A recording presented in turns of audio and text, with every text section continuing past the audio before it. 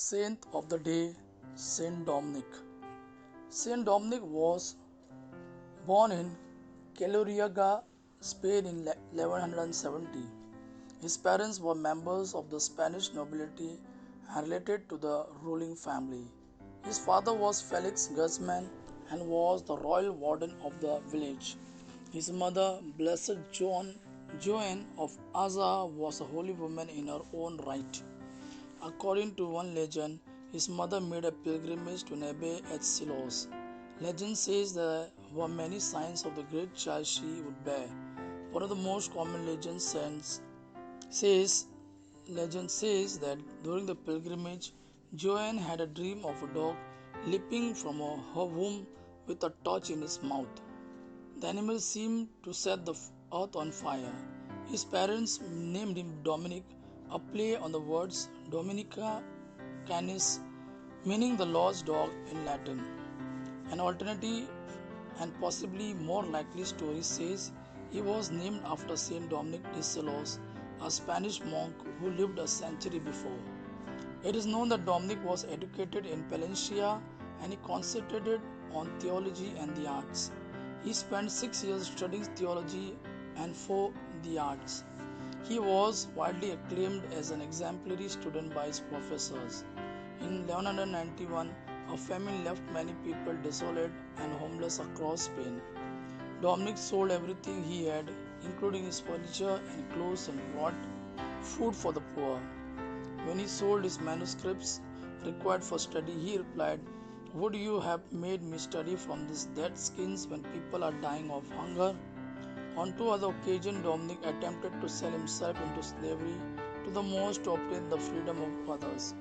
In 1194, Dominic joined the Benedictine order, the Canons Regular in Osma. He became the superior or prior of the chapter in 1201. In 1203, he joined his bishop Diego de Esobo on a trip to Denmark. His mission was to help find a bride for Crown Prince Ferdinand. Although an agreement was made, the princess died before she could depart for Spain. Her untimely death left the pair free to travel where they wished. They opted to travel to Rome, where they arrived in late 1204. The reason for this trip was that Bishop Diego de Esobo wanted to resign his office to pursue a new mission, the conversion of unbelievers.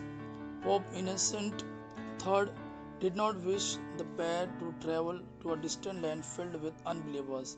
Instead, the pair were asked to go to southern France, the region of Landios, to convert heretics back to the true faith. When Dominic debated the heretics, they could not defend themselves. Naturally, there is no defense against the truth. Many heretics threatened Dominic with violence. Despite the threats, Dominic traveled throughout the region preaching and converting many back to Catholic Christian faith and practice. In January 1208, the French nobility decided to take arms against the heretics after they murdered a papal legate. During the crusade that followed, Dominic consistently appealed for mercy for the heretics who were often the victims of atrocities. Dominic followed the armies and spent his time reconciling survivors to the church. Around this time, two things have been attributed to Saint Dominic, although both are questioned by historians. In any case, while Dominic devoted his life to combating heresy, he was by no means the first inquisitor.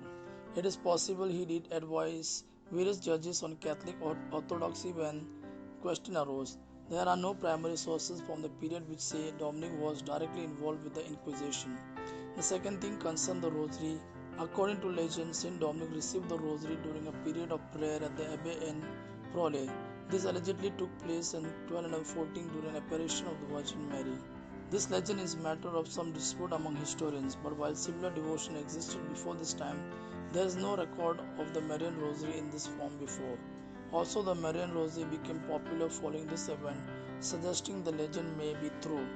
Dominic became famous as a result of his mercy and his work. Several other prominent religious figures of the time petitioned for Dominic to be made bishop. He refused at least 3 attempts at promotion, saying he would rather run away with nothing than become a bishop.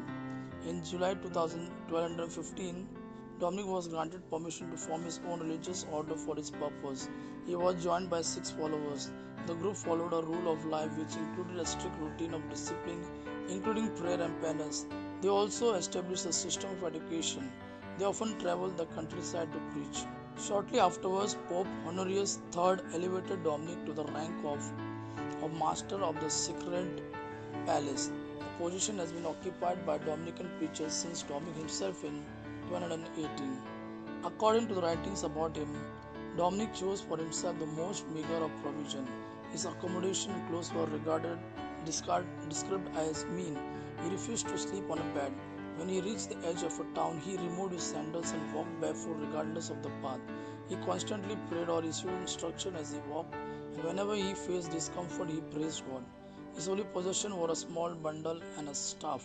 In his bundle, he kept a copy of Gospel of Matthew and Epistles of St. Paul, which he would read over and over again. He always grew great crowds wherever he went.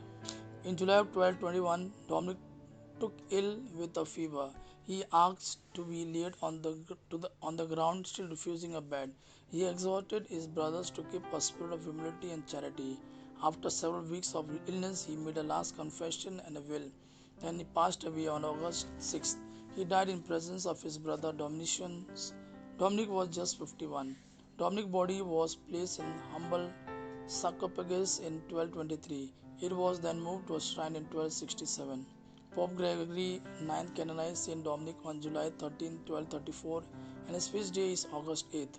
Saint Dominic is the patron saint of astronomers, the Dominican Republic, and the innocent who are falsely accused of crimes. He is commonly depicted in icons with a dog or lilies holding a book. His hair always appears cut with a tonsure.